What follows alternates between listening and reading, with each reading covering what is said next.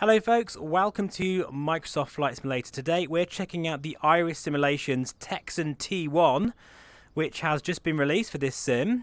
And what a great opportunity to also talk about the Pimax Crystal once again and some of the recent updates. So I'll just show you some drone shots of what she looks like.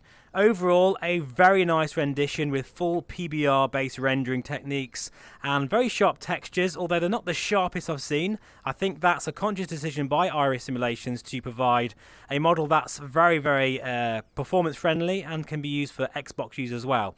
Not quite sure how I feel about that, but generally speaking, I think they've done a great job and she looks mighty fine.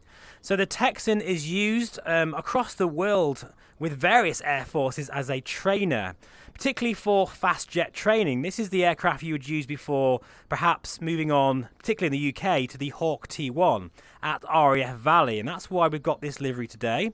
We are currently at Carnarvon in Wales, and yeah, I want to see how this feels in terms of, you know, how the system's depth is, the checklist, the performance, how she flies in VR, all that kind of good stuff. But yeah, I think you'll agree she does look very nice indeed. There is two variants. I think it's the Texan 2 and the T1, which we're using today. And yeah, this actually did replace the Tucano for the RAF, which I used to love seeing as a kid at RAF Cranwell. But this one is bigger, probably more powerful, and a lot more, you know, fancy with all the gadgets and sort of glass cockpits and all that kind of thing. Talking of that, let's have a look in the cockpit now. So the cockpit details is very nice, I must say. She looks very modern. In the Pimax Crystal, as you can imagine, you know, all the textures look very good. Although I say, again, they're not the best I've seen, but certainly not the worst either. I think it works really well. Gives me that impression of what this aircraft must feel like. I must say there's a few things in this that are inopt, you know, they don't work, such as this navigation panel down here, and the fuses also don't work. I can't quite remember how much this is, so I'll put it on the screen now. That is because this has been given to me by David from IRIS Simulations as a preview copy, so thank you, David. Although, as you know, all my opinions are my own, and there are a couple of things, a couple of niggles about this bird that I will highlight as we go. So let's just open the canopy. Like so, very nice. You can also go in the back. In fact, we probably will fly this from the back because it's a lot more fun. I'll just show you the checklist. I'm still learning this aircraft, so I'm not going to do it perfectly by any stretch of the imagination, but look at this. As far as the checklist is concerned, this is very impressive. We've got all kinds of things here, including basically a pre-stall spin and aerobatic checklist, overspeed governor check. Have we got any emergency procedures here? Engine shut down. And I don't think we have any emergency sort of things. But I don't think any failures are modelled on this aircraft. So that's worth noting. So anyway, fuel and weight as required. We've got all that sorted before. CFS, handle, safety pin, remove and stow. So if you don't know where things are, and I certainly don't at the moment, the checklist tends to work very well. We are all strapped in. We'll switch on the battery, which is down here. Good stuff. Regular anti-suffocation valve check. So I don't know what that is. I don't even know if it's shown, to be honest. Because I have noticed some of the checklist items on this bird are not actually modelled in the aircraft itself. But, you know, it's still good that it's still there. External power as required. This does have a GPU. In fact, I like this down here. It's sort of like a PFD. Not PFD, sorry. An EFP. Let me just take off that arrow there. Yeah, this, I like how it's integrated, so we can change our sort of stores, our fuel. In fact, at the moment, you can see we've got drop tanks, but we can take them off just using this sort of style, EFB style within the avionics stack itself. I do like that. Makes it a bit more sort of realistic in a way, although obviously it isn't, you know what I mean. Wheel chocks are auto, that's fine. FOD covers, air crew would like to see them, so we'll now just add in the GPU. If we go outside, that is modelled, although I can't hear it though. We've got smoke detection here. We can change the altitude to feet or meters. Same with the baro pressure as well. Yeah, there's a lot of things here which I do like. I've noticed there's a maintenance tab here as well, but I'm not quite sure what that does. It would be nice to see some maintenance items in here. Maybe that's something for the future. I'm not quite sure. But yeah, we've got a sort of bit test thing here, which again I think is not necessarily model, but it's shown here as well. Before I remember as well, let me just take the eye tracking off the Pimax Crystal, just to take away any weird jankiness on the screen. I always forget to do that. We're still getting a very nice 45 frames per second, smart smoothing enabled as well, which we'll talk about in a bit. So yeah, performance is really good here. So anyway, let's get cracking with some of this checklist. I won't show you all of it just to save time, but you'll get the idea as we go along. So seat height, I don't think we can adjust that. I might be wrong. But as I say, when I click on the item there, it doesn't really give me anywhere to click. So you see what I mean? So some of these checklist items, it's sort of been taken from probably a more in-depth version of this aircraft. I'm not quite sure. So fire detection system, I think that's down here. We see the annunciator there on the panel, but there's actually no audio as far as I can hear. Lamp test as well, that is modelled. Let me take that one off, put that one on, which is here. Yep, that's lit up like a Christmas tree, very cool. Flaps are indeed up, exterior lights are off. Trim disconnect switch. A lot of these things are actually set where they should be when you load in the aircraft. There's no state saving, so these sort of items like the trim disconnect, as you can see, will be in the norm position, which is there, look. By the way, as you can see, there is VR click spots, so you can zoom in. Thank you, David and the team at IRIS Simulations, for that. I really like to see the zoom, function being enabled. Of course, you don't need it in the Crystal because of the high resolution, but, if you're, say, using a Quest or, even an Oculus CV1, whatever it is you use, it is nice to have that feature because some of these dials are quite small. So, yeah, trim operation, that is all fine, all good. Emergency gear handle is stowed. Clock set, yep, at the moment it's 1:15. UFCP lower panel switches, I believe that's these here. Yeah, we'll set that to auto, that's all good there. Audio panel, as required, that's fine. Defog switch, that's down here, that is off. ELT switch is armed, which is here.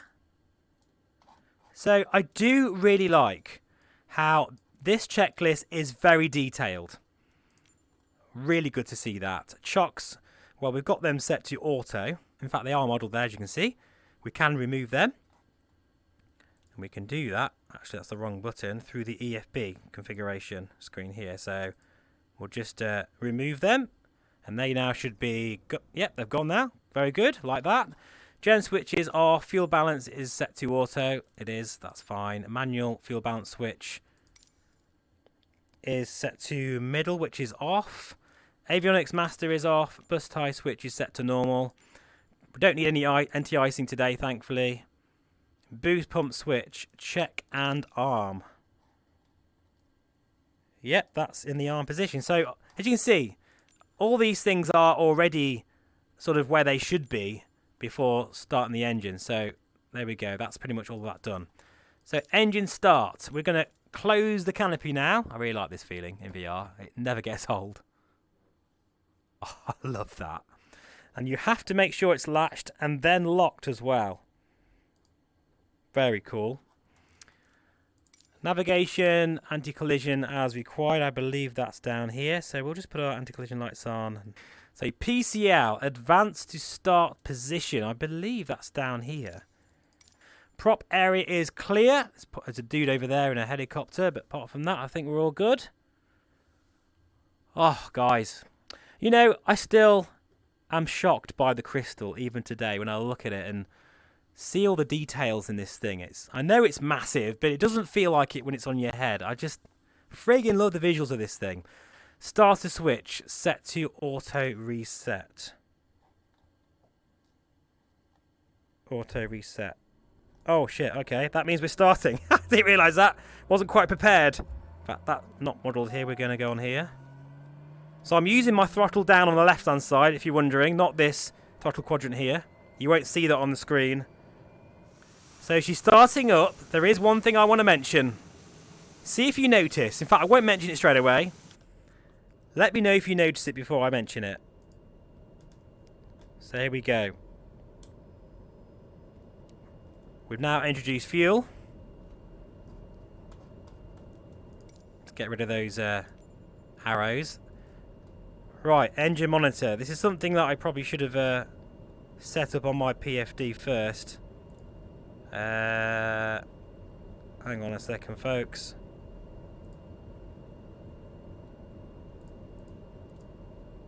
PFD.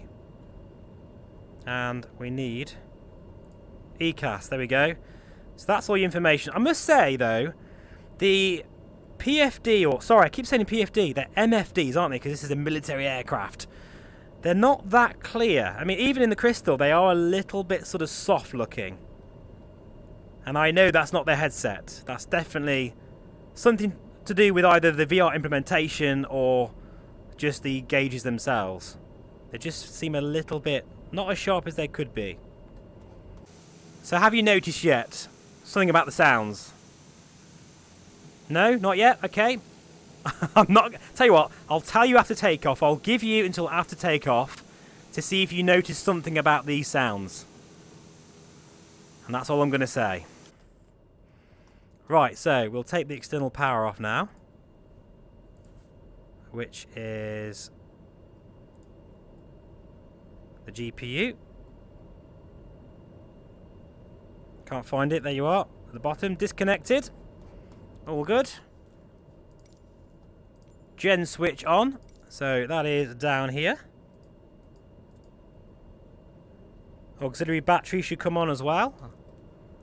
Bleed airflow switch is at norm, which will now switch on now. I do like how, as I say, the checklist, generally speaking, is one of the most impressive features about this bird. I do like that. Evap blower. That is that thing here. That's quite a strong zoom switch. A little bit too zoomed in there. But yeah, we'll just put that on to about half. We'll put the air condition on as well. We'll put our oxygen supply on. We can check that here as well. Do a test. That's I like that. Got a standby comm switch. Switch these on.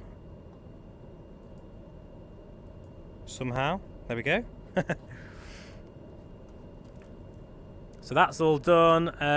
Anti-G test. Well, we'll be doing that in the motion rig in a moment. Speed brake check. We'll just come out here and check that's all working fine. And I believe that's on my Logitech throttle quadrant. You can see there. That comes out very fast. Wow. I do love the look of this aircraft. You know, external modelling. They've done a very clever thing. It looks sharp and looks great, yet it is very good on performance. Especially with all these fancy gauges and everything as well. Avionics master switch now needs to be switched on, which is this big button here. This is where all the fancy gauges come into life. Very nice. And we've got the HUD display as well, which has now hopefully been updated. Because there has been a few issues with that. And there's a wealth of options here, really. It's very cool. I have been flying this a couple of times now. And I've done a flight plan through the Derbyshire Dales. And I must admit, it was a lot of fun. Okay, so we'll let that do its alignment, which it's doing now. We'll set our altimeters in a moment. That's fine. Flight instruments are checked. We'll ECAS system is checked. It's now running fine. Landing lights. We'll put our taxi light on. To be honest, folks, I think we're about ready, really. I mean, I'm not going to go, as I say, through the entire checklist. But as I say, it is very, very impressive. You can even do the overspeed governor check just before takeoff and all that good stuff. So, yeah, in terms of the details of everything you need to do, it is superb. No complaints there at all. And it's good to see. I mean, really, in terms of the checklist, it is study level. So, you know, very big tick in the box there for IRIS Simulations. Anyway, let's get to the fun stuff. We're just going to put motion compensation on, although at the moment it doesn't seem to be working as it should be. Motion compensation activated. It seems to be a little bit sporadic for me at the moment. And we'll go and find a runway at Carnarvon. Oh, by the way, it's worth mentioning that you must bind a nose wheel steering switch to your HOTAS or your joystick, whatever, and that's detailed in the manual. Talking of the manual, I will say that it's very impressive, very detailed. As I always say, print it off at work, give it a good read, because that's a very good part of the package. Right, flaps are coming down. Such a beautiful area this is in Wales.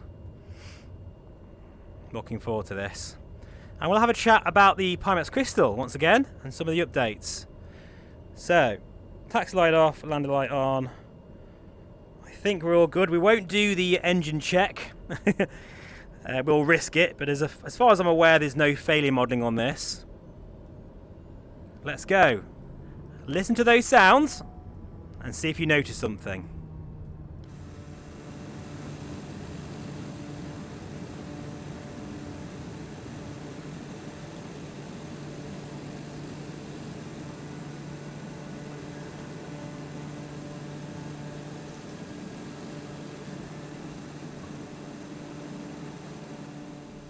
Right, so you've heard the sounds now, okay? And unfortunately, this is an area, this is my biggest niggle of this package. Unfortunately, IRIS Simulations have decided to use the default Asobo TBM 900 sounds for this bird. I'm gutted. I just wish they would have gone that extra mile and provided a custom sound set, to be honest, because it really would have finished this bird off very, very nicely. So David and the team, I know you're watching this, and don't get me wrong, I do really like this aircraft, but that is my biggest niggle. I don't really like any payware aircraft using default sounds. I think the only one I can sort of forgive is the Black Square TBM 850, simply because it is a TBM, and it does sound just like that anyway. Another thing I've noticed, and it might even show on the VR mirror, I'm not quite sure, and that is the HUD display is jumping around like crazy. So that definitely needs fixing. The display itself, though, looks really sharp. It looks really good, but it's just kind of jumping really strangely, which is very distracting. Anyway, let's have a bit of fun now, especially with this weather. Looks fantastic, doesn't it? Because there's one thing I do really like about this bird, apart from the checklist and the external modelling, and that is the way she flies. Very, very stable, very predictable, and a lot of fun. And actually, let's now go into the back before I forget, because it just feels so good in the co-pilot seat. Here we go. Just, you get a better sense of depth. I don't know what it is. So let's just take the mouse away, because it's just going to fall off anyway, because we're going to do a few shenanigans here, as Drew would say. If you don't know who Drew is, he's otherwise known as Balgeode. He's got a fantastic channel, link in the description below. And he does have a really good review of this aircraft in X-Plane. Right, enough whinging, let's have some fun here.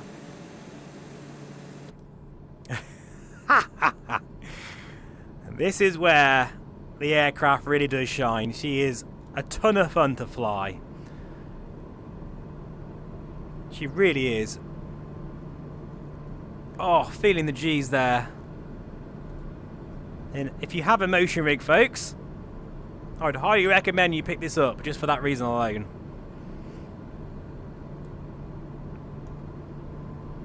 Look at the Welsh Mountains here, looking absolutely stunning. Wow. That never gets old. Absolutely, it just puts a smile on my face instantly. Look at that for a shot there. Doesn't this sim just look absolutely breathtaking? So let's now talk about the Pimax Crystal as we do a few manoeuvres here. So there's been a number of updates to this particular headset, and it's all for the better. First of all, smart smoothing is now working. Although it's not perfect at the moment, I can get a very, very smooth locked 45 frames per second motion reprojection, or as Pimax call smart smoothing. And there is some artifacts, mainly when you're sort of on the ground taxiing, but when you're in the air, it looks really good. I'm so glad they finally got motion reprojection working, and especially doing something like this, low to the ground, looking at all those trees, the buildings, the terrain, it's going by so smooth. It feels like 90 frames per second. And with eye tracking enabled, it now means I can use native resolution of the Crystal, which is absolutely insane. Bear in mind I do have an RTX 4090, and it just looks so good. Really nice on the eyes. The only thing is, I do get like an artifact that comes into my view every now and then. It's like an object or something. It kind of glitches. I don't know what it is. It hasn't done it yet, weirdly, in this video. So they do need to sort that out. But they're very, very close now to providing really decent motion reprojection. That's so important, in my opinion, for flight simulation. They've also changed the LED operation so that it gives a better indication of what's happening with the headset, whether it's being charged or it's low on battery or it's off or activated. So that's a nice little quality of life update. Also, we've now got 72 Hz mode. It's live, and I've got to say, I am really impressed with 72 Hz. I mean, personally for me, I prefer 90 Hz only because I can get away with it. But it does mean if you have a 30 series graphics card, the Crystal is now in your reach. It's within reach of you to be able to enjoy it because there's less, demands for your computer to hit 90 frames per second or 45. You can now comfortably probably hit about 36 frames per second motion reprojection or smart smoothing. So that's a very nice feature. They've also given some options for the audio, because I know many people out there who perhaps play competitive multiplayer shooters and probably Beat Saber or table tennis. Apparently the audio is a little bit, there's some latency there. I've never noticed it personally, but I suppose being a flight simmer, maybe it's just not as easy to pick that up. But that has now been fixed, which is great to see. Let's look here, see if we can do a sort of half Cuban 8 maneuver. What a feeling this is. I love it. And overall, I have to say that the Pimax software just feels just a bit more slick. The headset behaves more. Sometimes I notice in the past, used to get disconnects. You know, when I first switched the headset on, it would kind of connect and disconnect a few times. I don't get that anymore with this latest version, which is great. And yeah, it just feels snappier. I think the performance is excellent. You know, I'll say this again, folks, like, this headset has way sharper visuals than the Quest 3 super sampled, and I'm also getting way better performance. You know, just with eye tracking, frame rated rendering, it really does make a huge difference, this headset. So overall, the Pimax engineers are making this headset better and better all the time and sorting out all the kinks, which is great to see. And finally, I'm talking about something that isn't in beta. I don't have special access to it. This is live right now, so make sure if you're a Pimax user, go grab it. I'll have a link in the description below where you can download it. So back to the aircraft again. What do I think about it? Well, overall, I think it's a very nice bird. There is a few niggles. Like I say, I don't like how it's the default sounds of the TBM 900. The cockpit gauges, while they look good, they're not as sharp as they could be. I kind of would like to see a few more sort of clickable options in the cockpits. There's a few things that are not, but maybe that's, you know, an update that could happen in the future. But overall, I think it's a fantastic rendition of the Texan. She flies great, she looks great, and I really like how in VR she's a ton of fun with great performance. I think we'll now head back to Carnarvon for a landing. There's no doubt about it. She's a very striking looking bird, isn't she?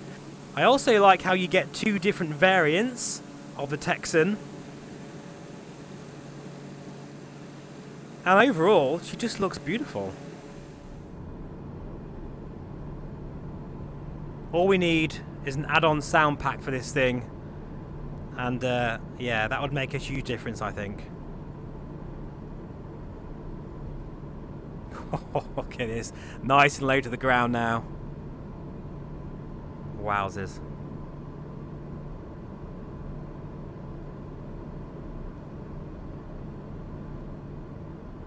If you're wondering, this is the special VR Flight Sim Guide Mac Loop. I can provide you with a flight plan if you want. Basically, it's just take off and randomly fly low over the mountains, over Wales. That's basically the flight plan. Nice and low here. Oh, wow. Love it.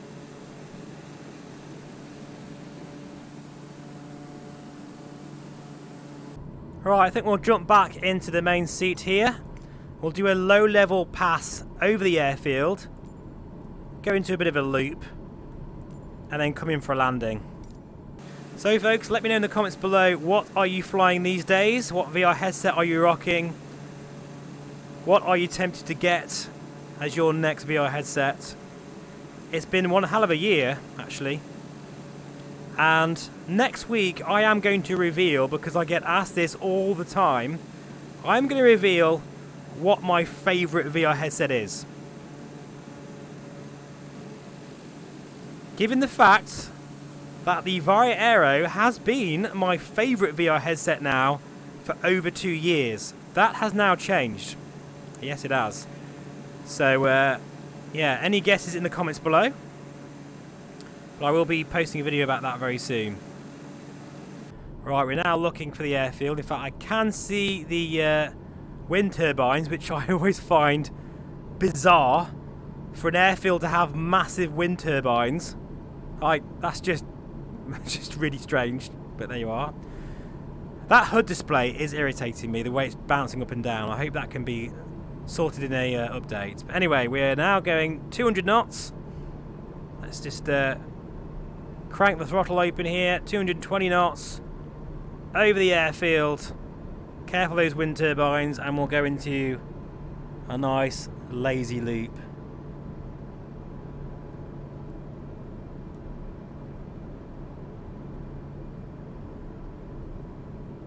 And back down again. Fantastic.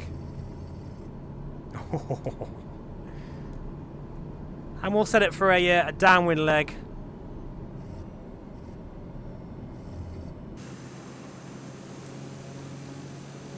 We'll get the gear coming out now. So I think it's one of those aircraft that if you really are a Texan fan, or you just really like high performance turboprops, I think you'll enjoy this bird. You know, despite some of the niggles that I've mentioned, it's still really fun to fly. And I think you'll agree, she does look beautiful. And I've got a feeling IRIS Simulations, being IRIS Simulations, they'll be supporting this bird for many years to come. Oh, I overcooked that a little bit there.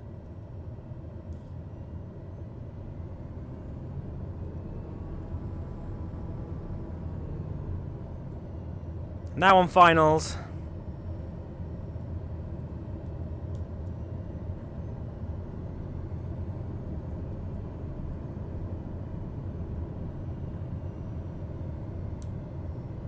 So we can make a half decent landing here.